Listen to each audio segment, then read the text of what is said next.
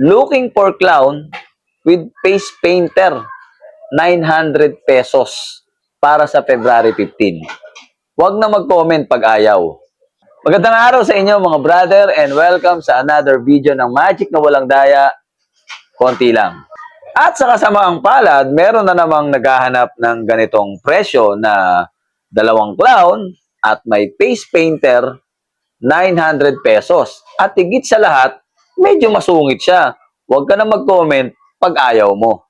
Alam nyo mga brother, pag dito may pumatol, no, halimbawa, kinagat niya 900, ako bibilib ako sa kanya, Brad. Sa totoo lang.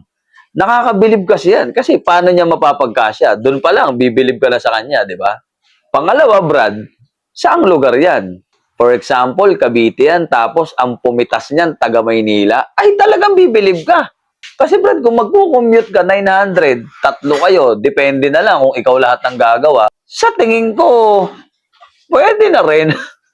Imagine mo 900 pesos. Kung ikaw clown na naninigarilyo ka, tapos yung face painter is naninigarilyo din, at dahil mga bata pa yung mga yan, malamang malakas humipak yan. Putya mga brother, kulang ang tag-anim na stick sa mga yan. 10 pesos times 6, 60 pesos, dalawa sila, 120 na kagad. Putya, kung mahilig pa kumobra, ang cobra 20, so dalawa sila. So 120 plus 40, 160. Mamamasahe pa sila. Pag napagkasya nila yung 900 pesos, ay talagang bibilib ka. Sa part ko yun, ako hindi ako maiinis, bibilib talaga ako dyan, bro. Huwag na natin isama yung pagkain. Kasi sigurado ako, pagdating naman doon, pakakainin naman sila kahit papano. Pero sa kabila ng lahat ng yan, mga brother, bibilib ka pa rin. Eto na ngayon ang tanong, mga brother. Ano kaya ang itsura ng clown na pupunta ron? At yung face painter, ano kayang ipipinta sa mukha ng mga bata ron? Putya, baka uling na pink. Meron bang uling na kulay pink? Parang wala eh. Hindi natin alam, baka nagtitrip lang din tong nag-post na to eh. Sabi nga eh, happy-happy lang. So ayun, so sa lahat ng mga naghahanap ng show, no? Kailangan ng show sa February 15, ilang araw na lang, no?